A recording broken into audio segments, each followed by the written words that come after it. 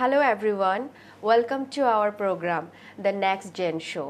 সঙ্গে আছি আমি ডালিয়া।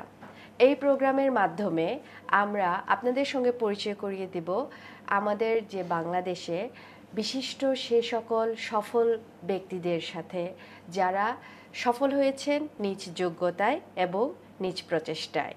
আমরা ওনাদের সফলতার গল্প শুনব, জানব ওনাদের থেকে কিছু দিক নির্দেশনা।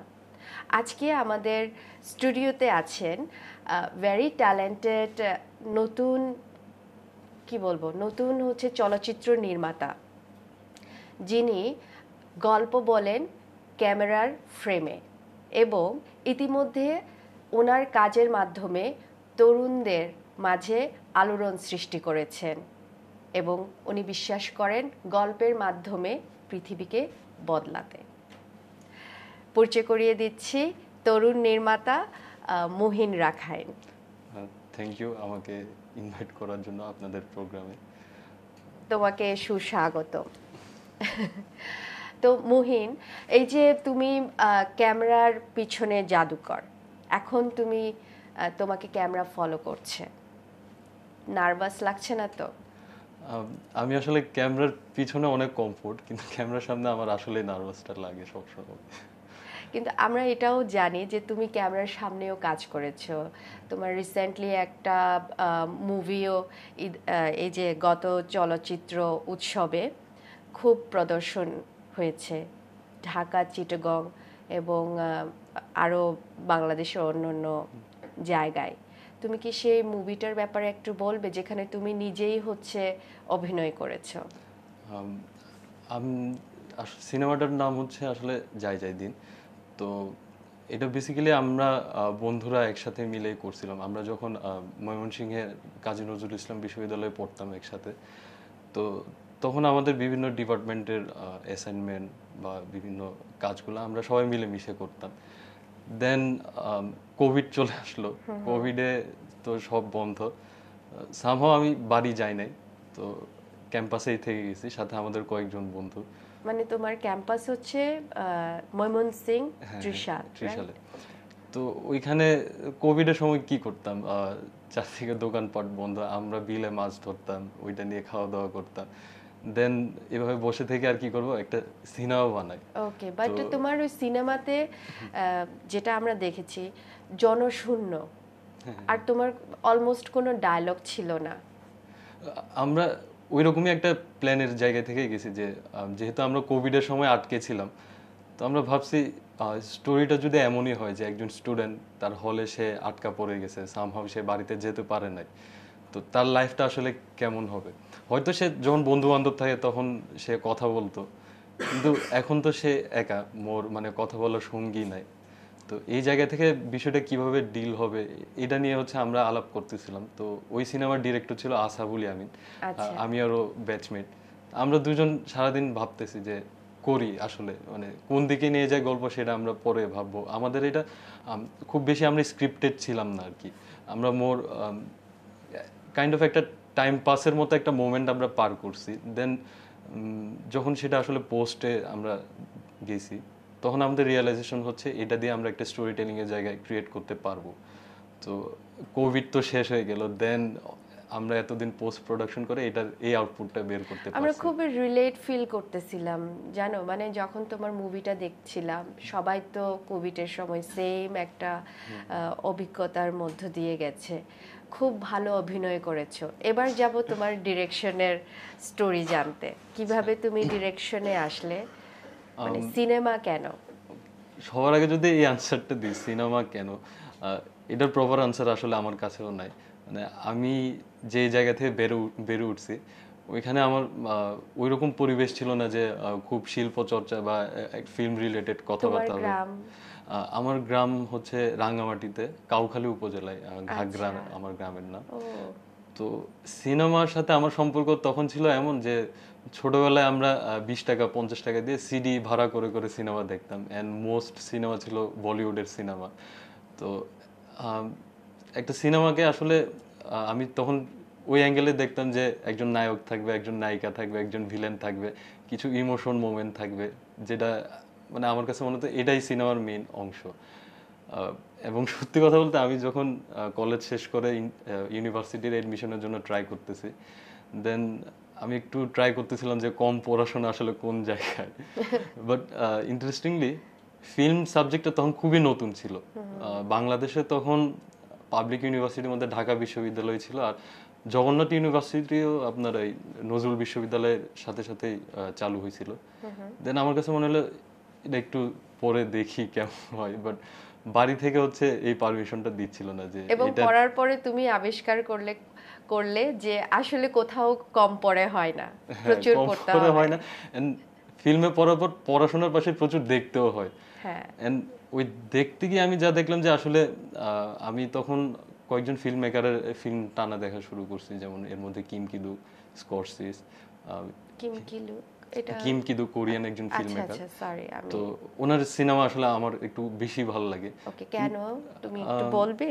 আমার কাছে মনে হয় উনি যে জিনিসটা আসলে দেখানো সম্ভব সেটা খুব মুখে বলে মানে দেখাইতে চান না আর কি। আর ওনার সিনেমার মধ্যে জিনিসটা আমার মনে হয় যে ওনাকে পাওয়া যায়, একজন ডিরেক্টরের উপস্থিতি পাওয়া যায় তার গল্পের মধ্যে, সে আসলে কি চিন্তা করতেছে।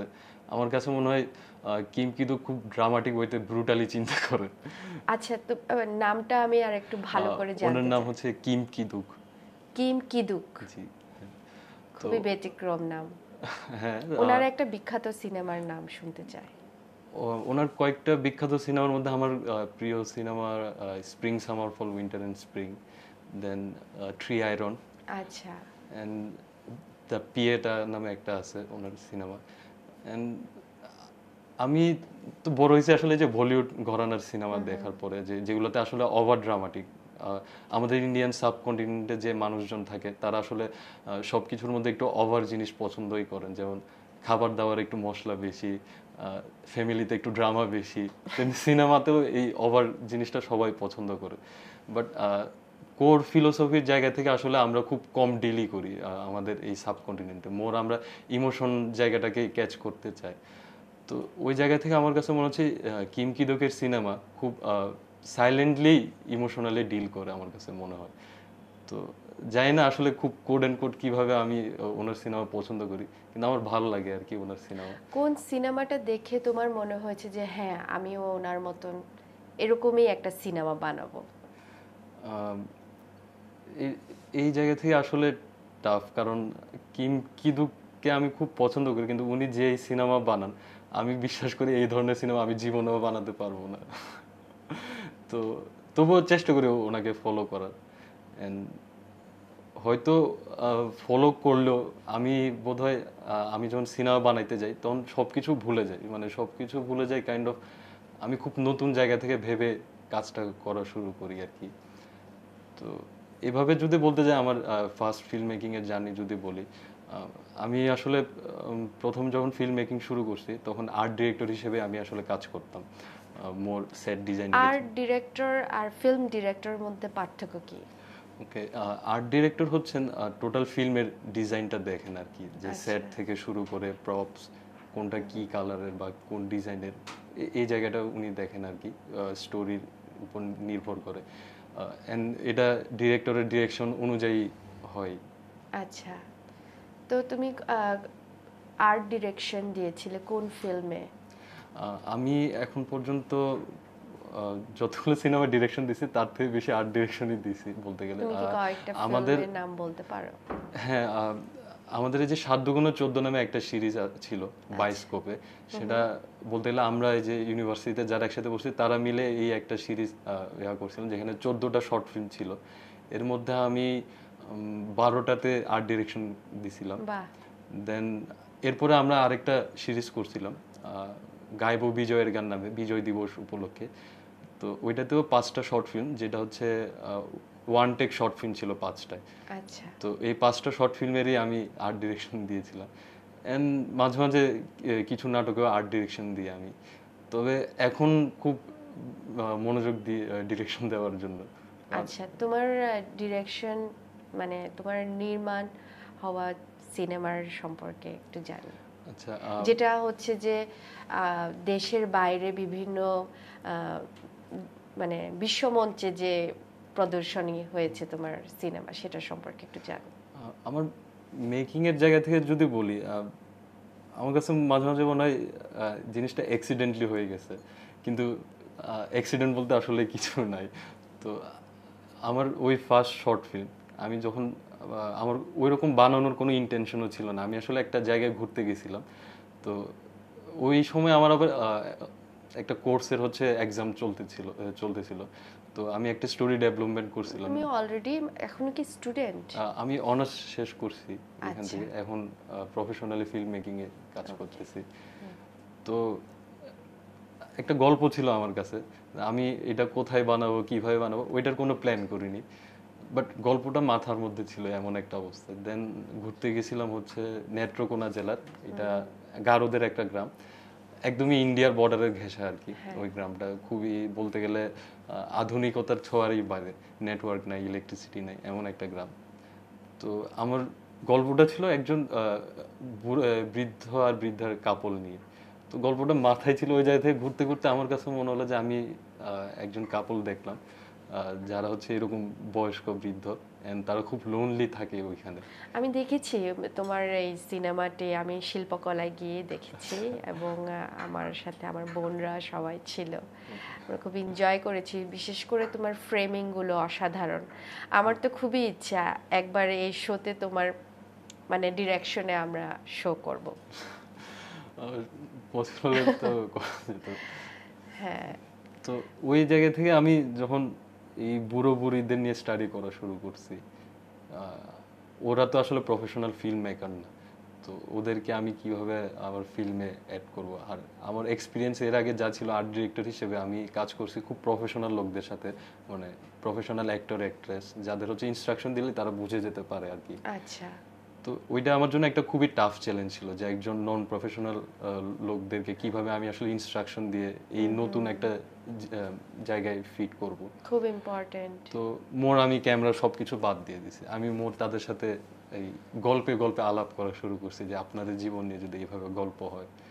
তো ওদের জন্য ডায়লগ মেমোরি মানে মনে রাখা এগুলো আসলে খুব কঠিন ছিল আর কি। তোমার এই যে ডিরেকশন কার আন্ডারে শেখা আর কি? আমার ডিরেকশন শেখা আসলে বলতে গেলে আমি ডিপার্টমেন্ট থেকে যখন পড়াশোনা করি তখন আমাদেরকে ওইভাবে শুধু ডিরেকশন নিয়েও পড়াশোনা করানো হয় না, আমাদের অ্যাক্টিং প্লাস সাউন্ড ডিজাইনিং আরও সিনেমাটোগ্রাফি সব বিভিন্ন কিছু নিয়ে পড়াশোনা করানো হয়। তো বেসিক্যালি সবথেকে বড় ইন্সপায়ার্ড কিন্তু আমার বন্ধুরা, এটা আমি মানে সবসময় স্বীকার করব। দেন আমার সবথেকে বড় সাপোর্ট আমার শিক্ষক মনোজ প্রামাণিক, মানে উনি আমাকে ওনার আমাদের ডিপার্টমেন্টের পড়াশোনার বাইরেও একটা আলাদা জগতে যে একটা এটা আমাদের কমিউনিকেশন বিল্ড আপ হতে পারে সেটা আসলে স্যারের মাধ্যমেই আর কি জানা। অ্যান্ড মেইন সাহস যেটা, এই সাহসটা আসলে দিছে আমাকে আমার টিচার মনোজ প্রামাণিক। দেন এখনো আমরা একসাথেই জার্নি করতেছি আর কি। আমার নেক্সট প্রজেক্টও ডেভেলপমেন্ট হচ্ছে মনোজ স্যারের সাথে, উনি এখন বুসানে আছেন। আচ্ছা, তোমার নেক্সট প্রজেক্ট আসতেছে তার মানে? হ্যাঁ, বাট আরো সময় লাগবে আসতে, আচ্ছা। এটাই আর কি। নেক্সট প্রজেক্ট আমি এখন পর্যন্ত দুইটা প্রজেক্ট নিয়ে ডেভেলপমেন্টে আছি। একটা হচ্ছে ফিকশন, এটা ফিচার ফিল্ম করার প্ল্যান, এবং এই ফিল্মটা রাখাইন কমিউনিটিকে নিয়ে আমি করতে চাচ্ছিলাম। আর আরেকটা প্রজেক্ট হচ্ছে ডকুমেন্টারি প্রজেক্ট, এটাও একটু ইন্টারেস্টিং। এটা হচ্ছে একটা প্রত্যন্ত অঞ্চলের গ্রাম, যে গ্রামের টিনেজ মেয়েরা বিটিএস এর ফ্যান। আচ্ছা। সো আমি আসলে এখনো জানি না এটার আউটপুট আসলে কিভাবে আমি দিতে পারবো, বাট আমি এখনো অবজার্ভিং এ আছি তাদেরকে নিয়ে। তো হোপফুলি কি হয় দেখা যাক, এক্সপ্লোর করি। তুমি যখন নাটক মানে তুমি এই যে আর্ট ডিরেকশন গুলো দিচ্ছিলে, তোমার এরকম কোনো ফেভারিট অ্যাক্টর অ্যাক্ট্রেসদের সাথে কাজ করার অভিজ্ঞতা হয়েছে কি? আমার আসলে প্রফেশনালি অ্যাক্টিং এর খুব কাজ করা হয় নাই, কোনো প্রফেশনাল আর্টিস্টের সাথে কো আর্টিস্ট হিসেবেও কাজ করার সুযোগ হয় নাই। বাট অ্যাক্টিং যখন করি তখন তো একজন থাকে যাকে আমি চিন্তা করি, তার মতো ফলো করার ট্রাই করি। খুব কাছে যাওয়া তো পসিবল হয় না।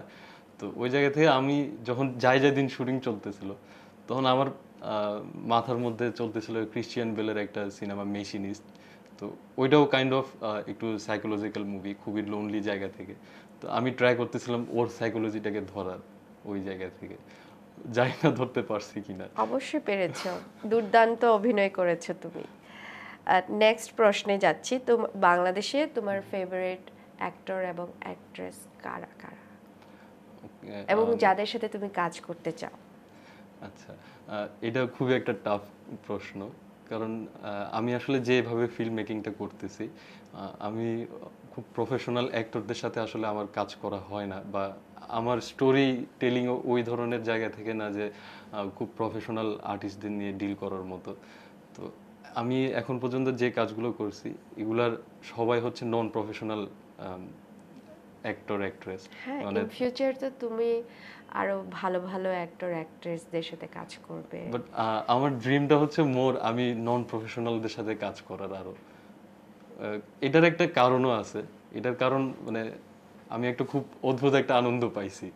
সেটা হচ্ছে আমি যখন আমার ফার্স্ট শর্ট ফিল্মটা বানাই, তো বানানোর সময় আমার ওই আনন্দটা কাজ করে নাই। দেন আমার শর্ট ফিল্মটা বিভিন্ন ইন্টারন্যাশনাল ফেস্টিভ্যালে প্রদর্শন হয়েছে।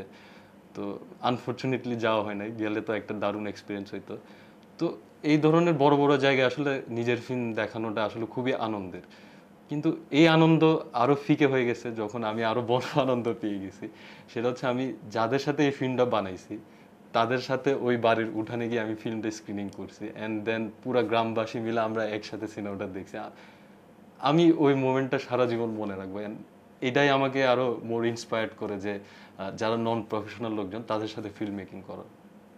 একদম, আমি বুঝতে পারতেছি তোমার যে স্বপ্ন ছোঁয়ার যে ব্যাপারটা।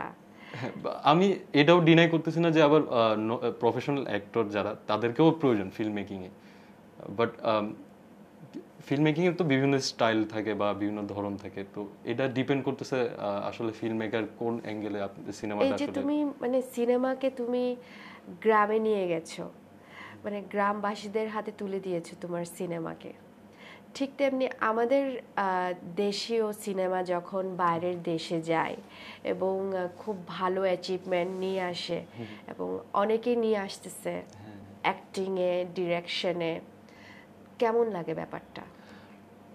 এটাও খুবই আনন্দের। রিসেন্ট এই যে সেন্ট সিটি, যেটা কার্বরি ইন্টারন্যাশনাল ফিল্ম ফেস্টিভ্যালে অ্যাওয়ার্ড জিতছে, এটা আসলে মানে আমাদের দেশের ফিল্ম মেকিং এর জন্য অনেক বেশি গর্বের বিষয়। তো এটার থেকেও আমার কাছে আরো বেশি প্রয়োজন মনে হয়, আমাদের আসলে দর্শকের অনেক চাহিদা। আমরা মাঝে মাঝে মনে করি আমাদের ফিল্ম আছে কিন্তু দর্শক নেই, কিন্তু আমার কাছে মনে হয় যে অনেক দর্শক কিন্তু আমাদের পর্যাপ্ত ফিল্ম নাই। সেক্ষেত্রে তোমার মানে তোমার পারসেপশন কি, মানে কি করা দরকার? আচ্ছা, এই জায়গা থেকে ভাবতে গেলে মানে পুরো বাংলাদেশের জায়গাটা যদি ভাবতে যাই তাহলে ক্যানভাসটা অনেক বড়। তো আমি আমি আসলে একটু ফাঁকিবাজ টাইপেরই মানুষ, আমি সবসময় একটু সহজ জিনিসই দেখার ট্রাই ক্রিয়েটিভ করি। মানুষরা তাই। তো আমি ওই জায়গা থেকে আসলে যেটা চিন্তা করতেছি, আমি আহ, নিজে আদিবাসী হিসেবে আমি যখন বেড়ে উঠছি এমন একটা জায়গা থেকে যেখানে আসলে ফিল্ম মেকিং নিয়ে একটা পেশা চুজ করবে এটা খুব একটা বিলাসিতার মতোই একটা বিষয়। তো ওই জায়গা থেকে আমার কাছে মনে হয় আমি আরো ইন্সপায়ার করতে চাই তরুণদের যারা আদিবাসীদের মধ্যে আছেন, যারা আসলে এখনো ফিল্ম মেকিং যে একটা সুন্দর পেশা এই ধারণা যে আমি দিতে চাই আর কি সবার মাঝে। জিনিসটা খুবই স্ট্রাগলের বিষয়। এন্ড সব কাজেই স্ট্রাগল আছে। আমি ভাব চাই হচ্ছে এই যে এইভাবে নন প্রফেশনাল লোকজনদের সাথে কাজ করার মধ্যে আমি চাই ফিল্ম মেকিং, হ্যাঁ এটা একটা ইন্ডাস্ট্রির জায়গা থেকে বিশাল বড় কিছু, আর ফিল্ম যখন প্রচারণার জায়গায় যায় তখন একটা বিশাল বড় কিছু, কিন্তু আমি খুব ছোট অর্থে একটা ফিল্ম দেখার মধ্যে যে আনন্দ, এই আনন্দটা আমাদের একদম রুট লেভেলে পৌঁছাই দিতে চাই আর হ্যাঁ, কি। মানে আমি যেটা বলতে চাইছি যে ফিল্ম মেক করা, এখানেও তো লিডিং এর একটা ব্যাপার আছে, ডিরেকশন দেয়া, কমান্ড করা। তো সব কিছুরই তো মানে যদি একজন শিক্ষক হতে চায় তাকে কমান্ড করতে হবে, লিড দিতে হবে স্টুডেন্টদেরকে, ঠিক তেমনি একটা ফিল্ম মেক করতে গেলেও তো একটা সেটে তাকে ওই মানে রিকোয়ারমেন্টস যেগুলো আছে সেগুলো তো ফলো আপ করতেই হবে। তো আমার মনে হয় যে যে কোনো স্বপ্ন দেখার জন্য মানে তোমার কি বলে এটাকে, ভয় পাওয়া উচিত না। এটা কোনো অবশ্যই কিছুই অনেক বড় স্বপ্ন না। আমি যদি ভয়ে থাকতাম আমার মনে হয় না আমি প্রথম শর্ট ফিল্মটা করতে পারতাম, কারণ একদম। আমার প্রথম শর্ট ফিল্মটা আমি শুট করছি একটা ক্যামেরা এবং একটা লেন্স দিয়ে, And হাতে আমার কোনো ট্রাইপডও ছিল না এবং জাস্ট একটা জুম ছিল সাউন্ড রেকর্ডের জন্য, এন্ড এটা নিয়ে আমরা লেগে থাকছি আর্টিস্টের সাথে। আর্টিস্ট মিন যারা ওই যে গ্রামবাসী ছিল তাদের সাথেই থাকতাম, খুব ফাঁকে ফাঁকে আমরা শর্টগুলো নিতাম।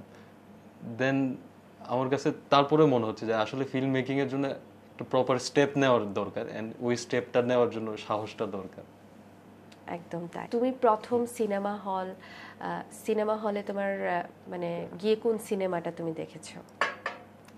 সিনেমার নামটা মনে নেই, খুব ছোট তখন আমি, 4-5 বছর এরকম মনে হয় আমার বয়স। তখন তো তুমি নিশ্চয়ই রাঙামাটিতে। হ্যাঁ, রাঙামাটিতে, মানে আমাদের গ্রামটা হচ্ছে একটা 3 নং ইউনিয়নের আন্ডারে ঘাগড়ায়।